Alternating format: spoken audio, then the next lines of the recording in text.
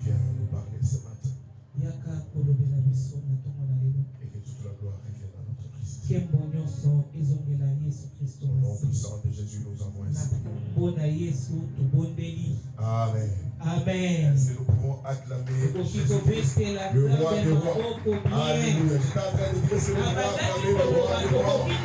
Jésus-Christ, le roi des rois, le Seigneur, le seul qui soit digne de recevoir l'honneur et la gloire et la puissance. Le Dieu, le Dieu, le Dieu, le Dieu. Alléluia, Jésus. Alléluia, Jésus. Alléluia, Jésus.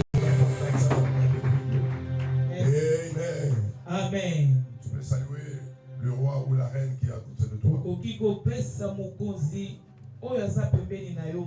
Salut le roi ou la reine qui est à côté. Une seule salutation est capable de transformer, de changer les vies. Alléluia. Amen. Gloire au Seigneur. Amen. Amen. Vous êtes bénis au nom de Jésus. J'étais en train de dire que vous êtes bénis ce matin. Et j'étais en train de dire que nous ne sommes pas venus à une rencontre des hommes ou je ne sais pas de mutualité. Mais nous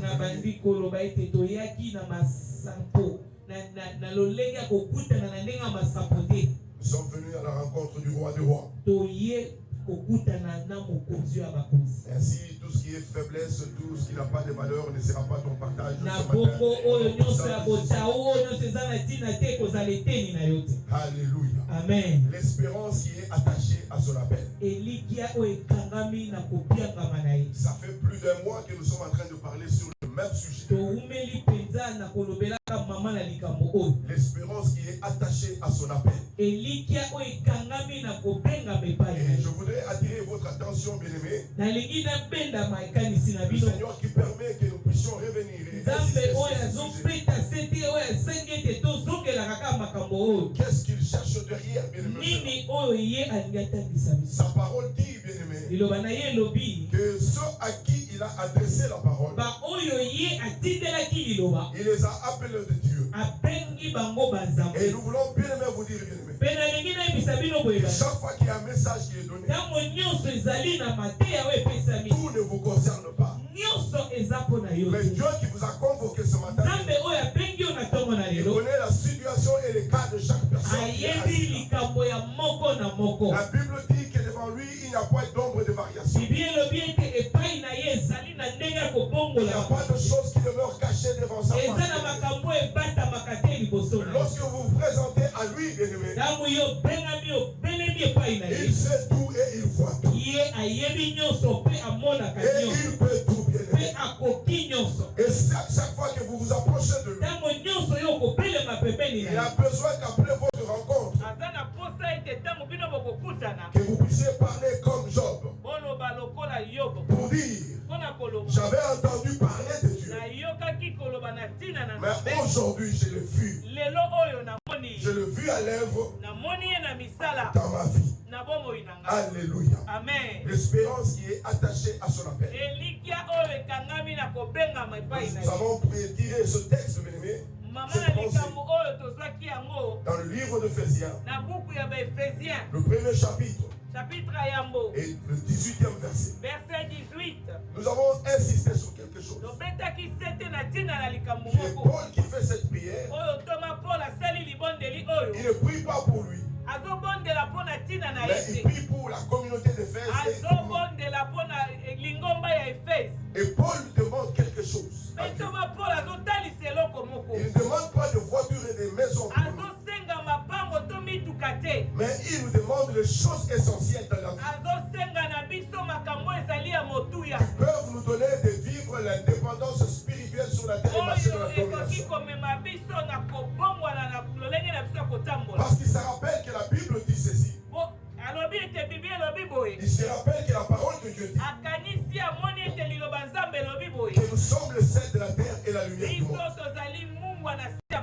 Et devant la pourriture, vous êtes encore la putréfaction bien-aimée de la terre. Il faut que nous, les enfants de Dieu, nous puissions nous manifester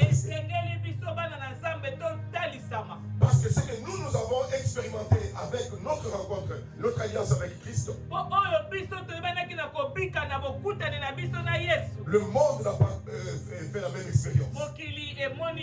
Nous connaissons Jésus-Christ bien-aimé comme le Créateur. Il est capable de créer ce qui n'existe pas dans le monde. Nous connaissons Jésus-Christ bien-aimé comme le Rédempteur. Il est capable de racheter bien-aimé ce qui est bien-aimé. Et nous connaissons Jésus-Christ comme le Régénérateur. C'est-à-dire que même les choses qui sont pourries, il est capable de le restaurer, de le ressusciter. Alléluia. Amen. Ainsi nous sommes bien placés et bien positionnés pour jouer le rôle de la lumière dans le monde et le sel de la terre bien-aimée. Je n'ai pas besoin d'être au gouvernement pour prendre une décision qui est prise dans la nation. Mais quand je connais bien-aimé ma nature et le rôle que je joue dans cette nation, de partout où je me représente et que je parle sur la nation, je suis très conscient que ma parole a un pouvoir bien-aimé pour influencer. Et Paul qui prie dans ce texte, il est au courant de quelque chose. Il sait que depuis le jour où vous avez accepté Jésus-Christ comme Seigneur et Sauveur, ces jours-là vous avez été scellés du Saint-Esprit. Le sceau du Saint-Esprit a été placé sur vous. Et il sait aussi que le même texte dit que quand nous avons donné notre vie à Christ, le Saint-Esprit est le gage qui nous avait été donné en tant que des c'est-à-dire que pour tout ce que Dieu a comme provision pour nous, il nous a donné un gage, le Saint-Esprit. Et qu'est-ce que cela veut dire? Le gage bien-aimé. La Bible nous raconte une histoire qu'un jour Judas, après qu'il ait eu des enfants, ses enfants ont connu la mort. Et sa femme était restée bien-aimée célibataire. Et Judas lui a fait une promesse que lorsque le plus petit grandira, il va te prendre en mariage. La belle fille de Judas est rentrée dans son territoire sur recommandation de Judas. Et un jour, Judas était en train d'aller il faisait un voyage. Tamar a entendu que son beau-père était en train de faire un voyage. Il est venu rester quelque part. Et il a tenu un piège devant ses Judas. Et Judas est sorti avec elle. Mais Judas n'avait pas d'argent pour payer. Et Judas va lui donner des gages. Il donne des gages. Il donne la ceinture. Il donne le bâton de commandement qu'il avait. Et il dit, lorsque je reviendrai, je viendrai honorer ma promesse. Et voilà les gages que tu vas garder. Il va certifier que je te dois quelque chose. Le Saint-Esprit aussi, bien-aimé, par lequel nous avons été scellés, bien-aimé, nous a été donné comme un gage. C'est-à-dire que par ces gages-là, bien-aimé, c'est comme un mot de passe que Dieu a donné à tous ceux qui l'ont reçu comme Sauveur pour accéder à la provision et à la providence de Dieu. Voilà pourquoi Paul, se basant sur ces choses, il dit: je suis dans la joie depuis le jour où j'ai entendu que vous avez donné votre vie à Christ. Et je suis aussi content d'entendre que votre foi, c'est une foi avec les œuvres, parce que vous manifestez la charité.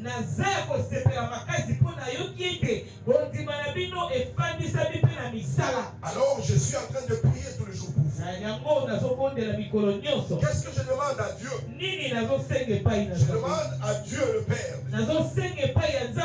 qu'il vous donne un esprit de révélation et de sagesse pour le connaître. Alléluia. Amen. Donc bien aimé, tant que nous n'avons pas l'esprit de sagesse et de révélation, nous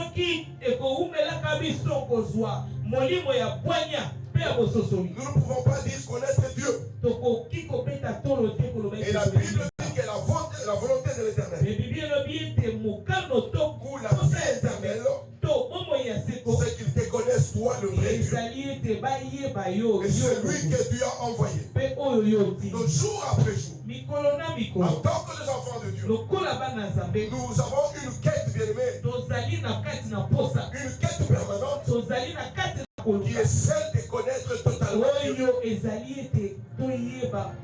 Et l'Église a reçu la mission de vous aider à cela, bien aimé. La Bible dit le perfectionnement de ça. Pourquoi perfectionner le saint? Pour qu'ensemble nous arrivions à l'unité de la foi, à la connaissance de Jésus-Christ, et que nous puissions avoir le standard, la stature de Christ. En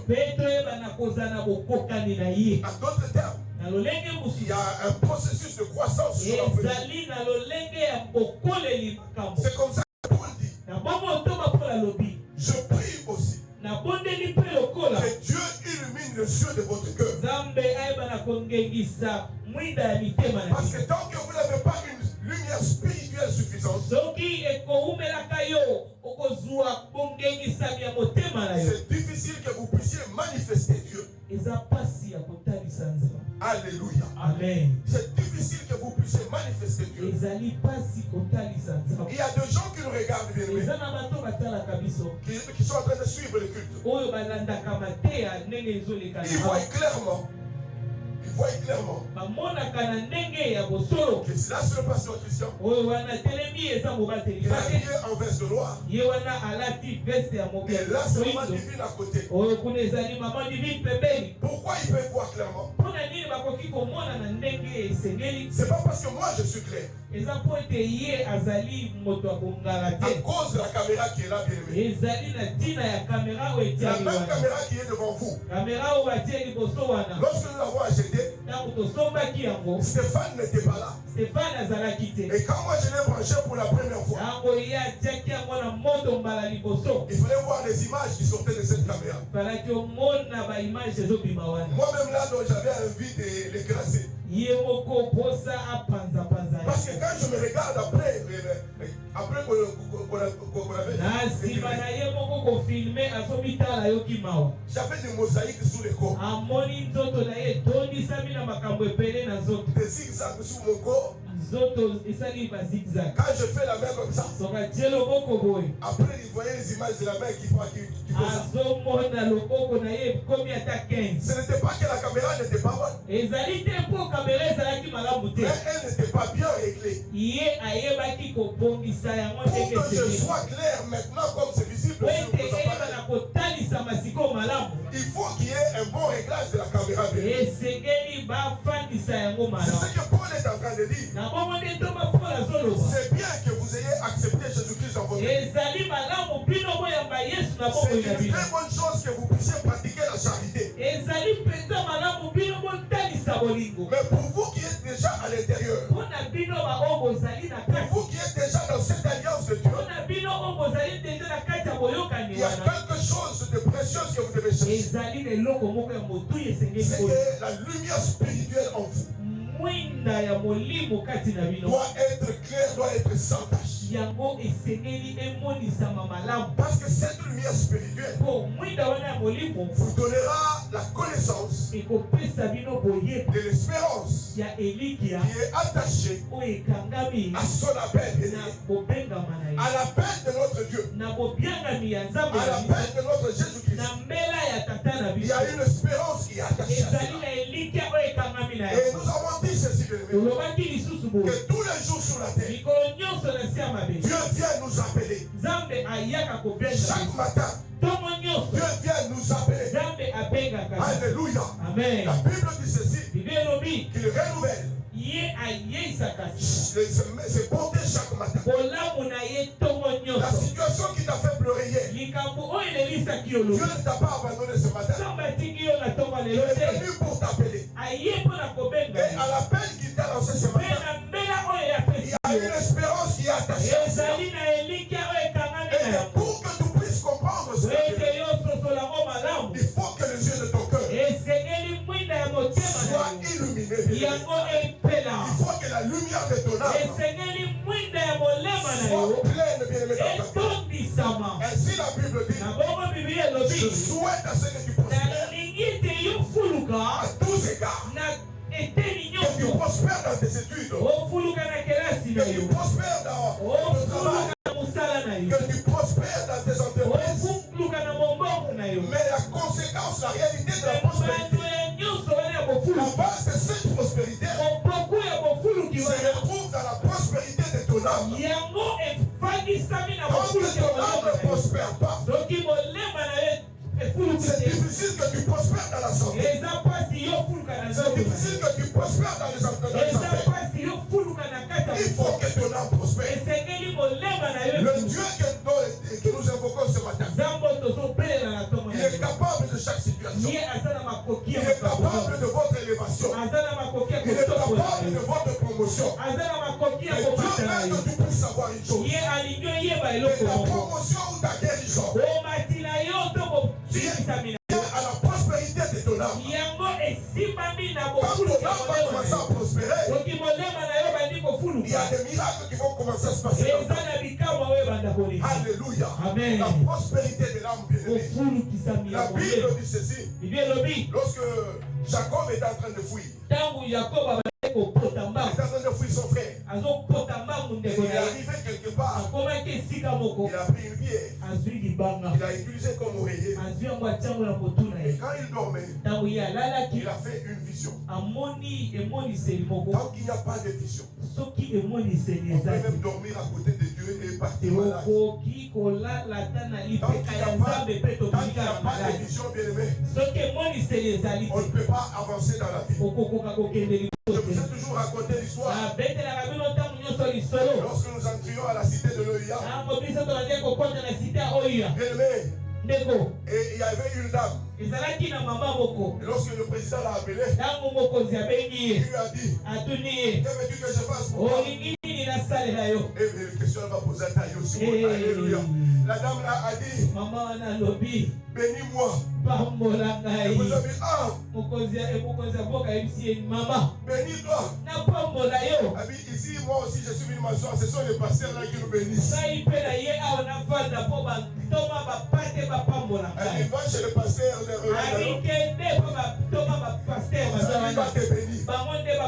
le problème, c'est quoi, bien-aimé? C'est que le président de la République, il pouvait faire cette dame premier ministre, ministre, gouverneur de la banque, DG, tout ça. Mais tout dépendait, bien-aimé, de la compréhension qu'elle avait du président de la République. Vous pouvez dormir avec Dieu sur le même lit et dormir affamé. La Bible dit ceci. Les deux disciples qui étaient sur le chemin de Maïs, alors qu'ils discutaient, Jésus s'est rejoint et il a commencé à parler avec eux. Ils ont même commencé à expliquer Jésus. Qui est Jésus? Alléluia. Ils ont parlé avec lui. Ils lui ont expliqué. C'est que toi qui ne maîtrises pas ces choses.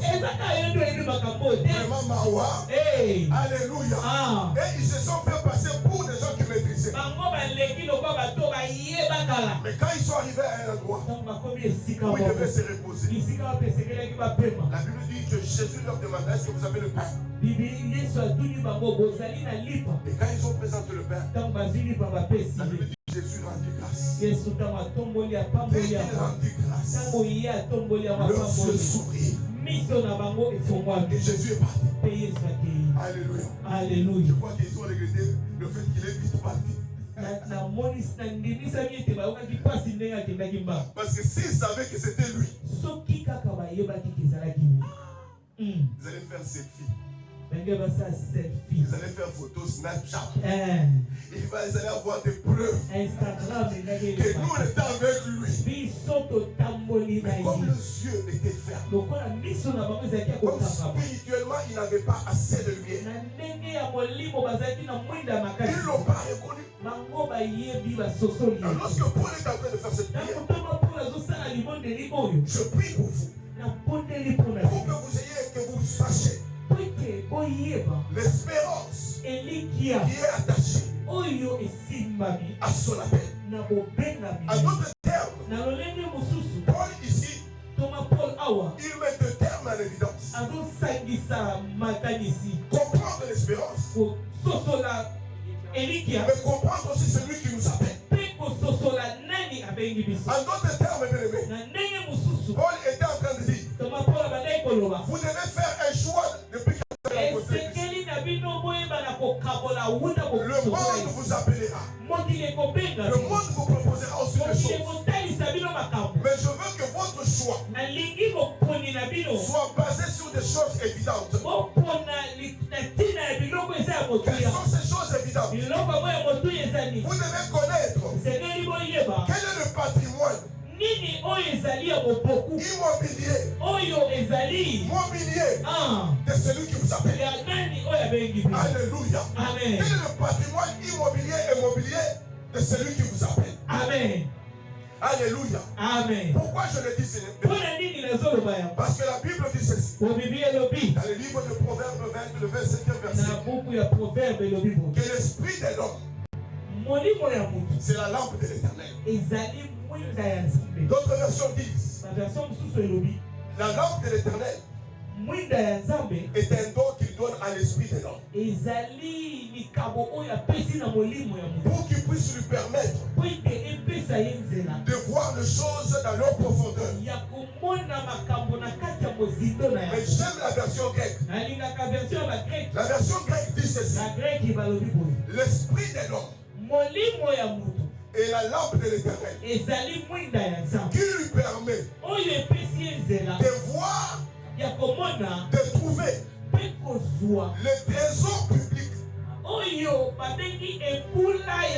trésor public qui est enfoui dans la profondeur. En d'autres termes, Paul en priant pour le fidèle d'Éphésiens, il était en train de leur dire que celui qui vous a amené, celui qui vous a appelé, il a un trésor public. Il a un patrimoine bien-aimé. Et que si vous comprenez cela, il a rendu ce patrimoine disponible pour vous. Alors pourquoi je prie pour vous? Mais maintenant on a compris le patrimoine que Jésus porte, bien-aimé. Même lorsque le monde nous appelle, nous ne pouvons pas aller vers le monde. Parce que nous savons ce que Christ a pour nous. La Bible dit ceci. Lorsque Jésus-Christ avait appelé son peuple, ce n'est pas parce qu'il manquait à leur dire. Parce que lorsque Dieu nous appelle, il n'a jamais accepté que nous puissions rentrer à vide. Que nous puissions rentrer à vide. Pourquoi, bien-aimé? Parce que le vide représente le manque d'une santé spirituelle. Le vide représente le ténèbre. Dieu ne nous a jamais appelés pour que nous continuions à marcher dans le ténèbre. Dieu ne nous a jamais appelés pour que nous puissions manquer une santé spirituelle. Et quand on parle de la santé spirituelle, ça peut être aussi la santé financière. Ça peut être aussi la santé de la restauration. Parce que la Bible dit ceci. Nous avons été bénis de toutes sortes de bénédictions spirituelles. Et l'espérance que nous ayons la sagesse pour voir et expérimenter les choses qui sont attachées à cet appel bien-aimé. Sans cela, tant qu'on n'accède pas à la compréhension, tant que la lumière de la parole n'est pas en nous, nous allons continuer à pleurer sur la terre. Nous allons continuer à nous comporter comme le alors que nous servons un Dieu vrai et un Dieu puissant. Dieu attend de nous, bien-aimés, par cet enseignement. L'espérance qui est attachée à son appel, c'est de jour après jour, dans notre marche, que notre lumière puisse grandir. Que notre lumière puisse grandir jusqu'à ce qu'elle va arriver, bien-aimés, à son niveau le plus supérieur. Et quand tu es à ce niveau-là, bien-aimé, tu ne manques de rien. Il n'y a rien qui t'échappe. Parce que toi, Dieu fait de toi à ce moment-là. Dieu est sur la terre. Dieu est sur les situations. Alors chacun de nous doit comprendre qu'il y a quelqu'un qui nous a appelés. Et que jour après jour, nous devons marcher avec la soif, avec la quête d'avoir plus de lumière dans nos vies. Et la Bible dit ceci: fais-moi connaître ta loi pour que je connaisse le merveille de Dieu. Donne-moi ta lumière pour que je connaisse le merveille de ta loi. Dans la loi de l'Éternel, il y a le merveille, bien-aimé. Dans la loi de l'Éternel, il y a la délivrance, bien-aimé. Dans la loi de l'Éternel, il y a plus de provisions pour chaque problème que nous avons. Mais nous avons besoin, bien-aimé, que notre lumière, jour après jour, puisse grandir, bien-aimé. Puisse grandir. Oh, le problème, il est où, bien-aimé? C'est que nous sommes devenus tellement incapables d'avoir une vie de méditation. La méditation de la parole, aujourd'hui, elle est reléguée à des choses accessoires. Or, la vie de tout enfant de Dieu, de vivre et expérimenter les richesses glorieuses de la parole de Dieu, doit avoir une intimité avec sa parole. Parce que c'est dans cette parole, il y a tout ce dont tu as besoin. Et Dieu veut que nous puissions comprendre que c'est lui qui nous a appelés. Il a toute la provision possible. Il a tout ce dont nous avons besoin. Et le problème avec toi, bébé, c'est que tu dois grandir. C'est que tu dois croître. C'est que jour après jour, tu dois avancer. C'est que jour après jour, bien aimé, tu vas te faire le lumière. Et lorsque par toi-même tu n'arrives pas, Dieu a placé des hommes. Dieu a placé des hommes. Amen. Dieu a placé des hommes comme de surveillants, des gens qui doivent t'aider, des gens qui doivent t'accompagner. Alors tu dois faire le choix. Quand tu sais que ta vie de méditation est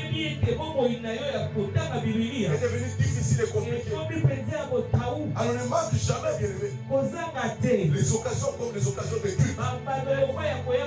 Parce que là aussi, Dieu a placé, Dieu a fait de ses serviteurs des dons pour vous faire avancer, des dons pour vous faire avancer, pour vous accompagner dans cet appel que Jésus-Christ nous a lancé.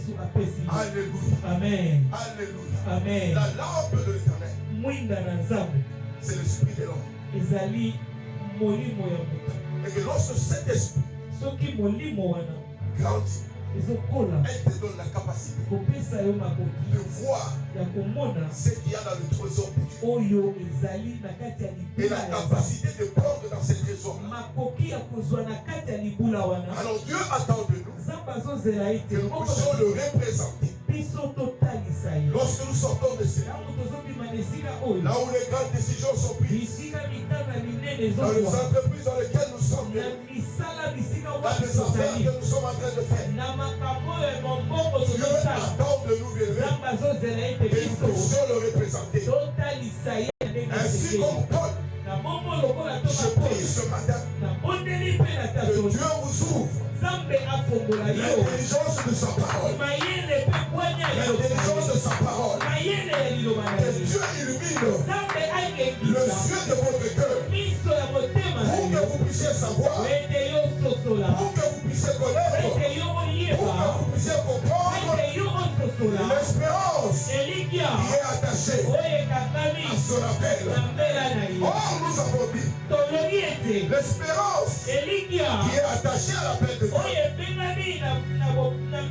Dieu nous donne de marcher dans une nouvelle phase qui est la phase de la grâce, là où le guider ne nous a pas amené la grâce est capable de nous sauver. Là où nous n'avons pas rempli les critères, là où on ne peut pas nous prendre, mais la grâce de Dieu nous donne la possibilité d'accéder à cela. Bien-aimé, je ne suis pas en train de dire qu'il faut négliger la compétence. Alléluia. Amen. Je ne suis pas en train de dire cela. Mais recherche la compétence. Recherche la compétence en études, par la formation. Mais il y a des endroits où on a dit que toi tu ne peux pas entrer parce que tu n'es pas dans leur groupe, parce que tu n'es pas dans leur parti politique. C'est là où justement la grâce vient te prendre et t'imposer. Et quand la grâce t'impose, les gens ont le temps de voir la compétence que Dieu a mis en toi, bien-aimé. Alléluia. Amen. Bien-aimé, dans cet appel, nous devons compter, nous appuyer sur la grâce de Dieu. Et nous avons dit, parlant de l'espérance, que lorsque l'espérance est la vie, et au bout, bien-aimé, il y a l'espérance de la foi. Et Dieu nous a dit, bien-aimé, que dans l'espérance de la vie, c'est la science de l'homme qui parle. C'est l'expérience de l'homme qui parle. L'homme essaye d'expliquer ce qu'il voit. Mais l'espérance de la foi, c'est Dieu qui parle. C'est Dieu qui fait les choses.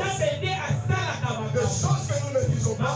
Des choses pour lesquelles nous n'avons pas de solution. Quand nous avons l'espérance de la foi, Dieu fait ces choses et nous le glorifions. Voilà pourquoi l'apôtre Pierre dit ceci. Je désire que vous puissiez croître dans la connaissance de Jésus et dans les actions de grâce. Parce que c'est lui qui croit en Jésus-Christ. C'est lui qui croit dans la connaissance de Jésus. C'est lui qui croit. C'est lui qui croit dans la connaissance de Jésus-Christ. La conséquence de sa croissance, c'est la croissance dans les actions de grâce. Que toute sa vie devient action de grâce. Je prie et je déclare, pour vous qui êtes venus ce matin ici, le Seigneur nous fait entrer en tant qu'Église dans le temps des actions de grâce. Parce que la Bible dit, il nous conduit dans le sentier de la justice. À cause de son nom, à cause de son appel, à cause de ce qu'il a décidé de faire avec nous.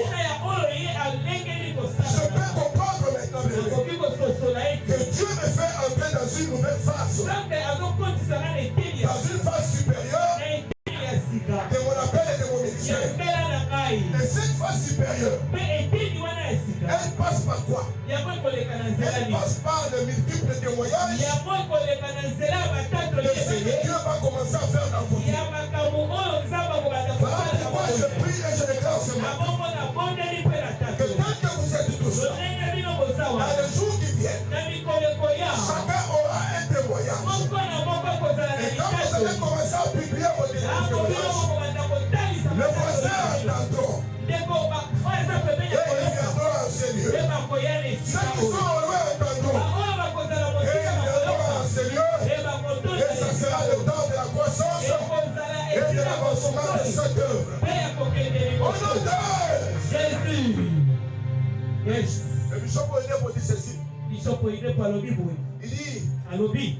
il y avait un musulman dans son quartier. Il a vu son locataire souffrir. Son locataire a tellement souffert qu'il manquait de tout. Il ne savait même pas payer le loyer.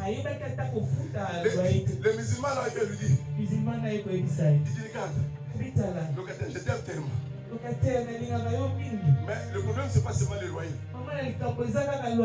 Même la nourriture, même si je te faisais partie, même la nourriture, tu manques.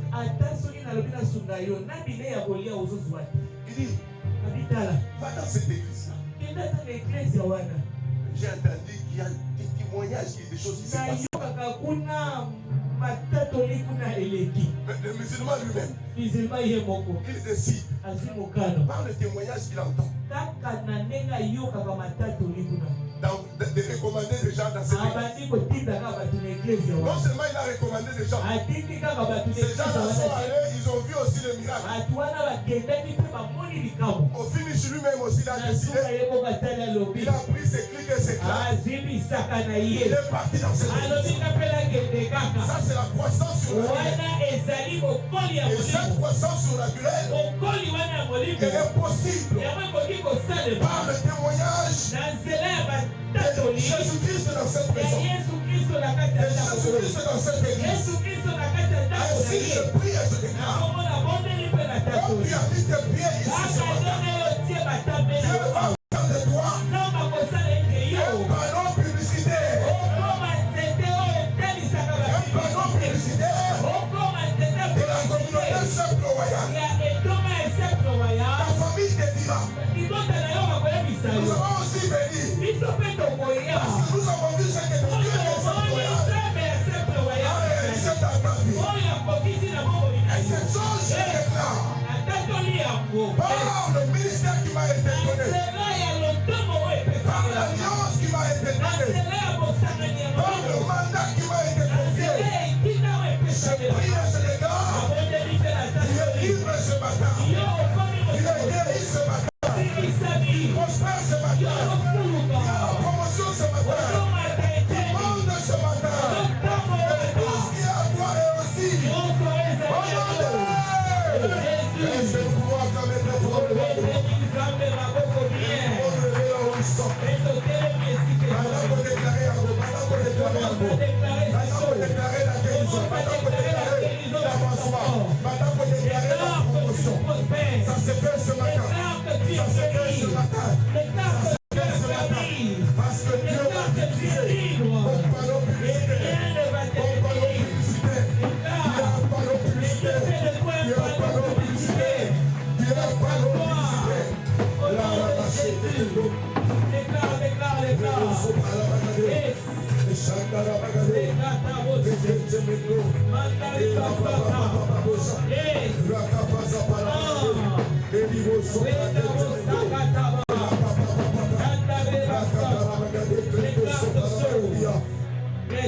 Alléluia Jésus. Amen.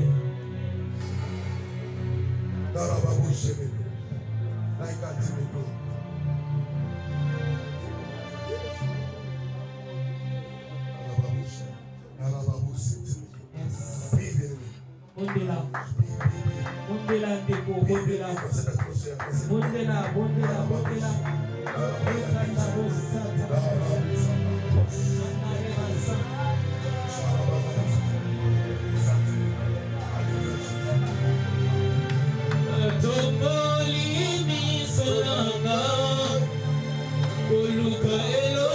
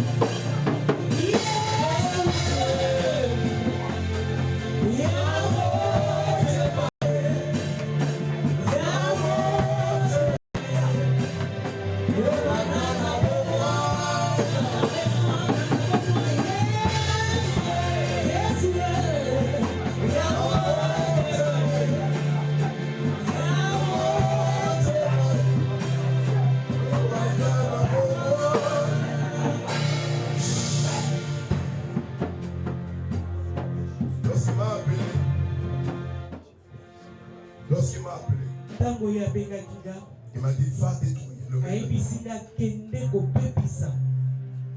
règne de ténèbres. Il va faire de mon peuple influent et prospère. C'est là les clés le témoignage de Christ dans ses ainsi ce matin, me fondant sur cette alliance, je prie et je déclare ce matin que toute œuvre satanique est détruite en notre puissance. Je prie et je déclare que tu deviennes influent et prospère dans toutes tes entreprises, dans ta maison, dans tes enfants. Au nom de est-ce que pour toi tu as besoin Bonsoir, alléluia. Merci Seigneur Jésus. Amen. Gloire au Seigneur.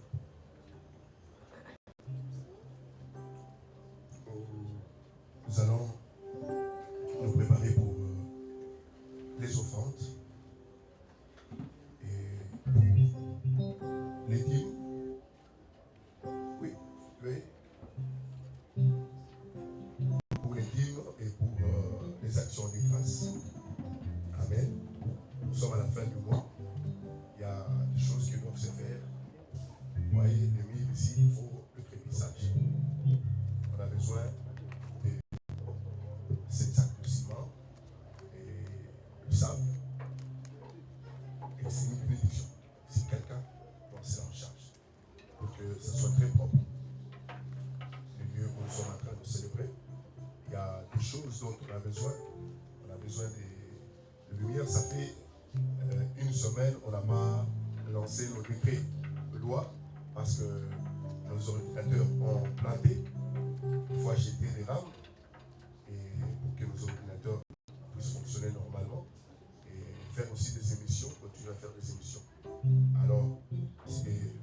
comme ça, mais qu'il faut savoir venir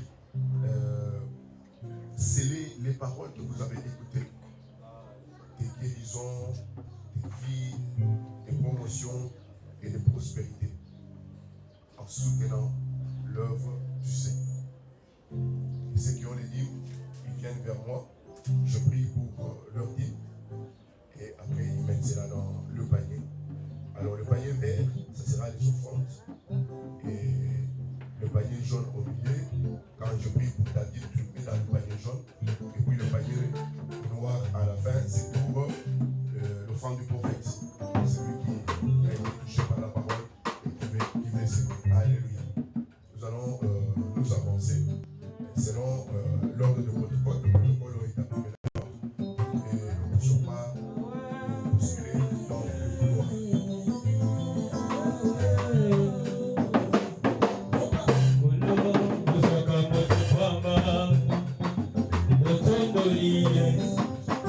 So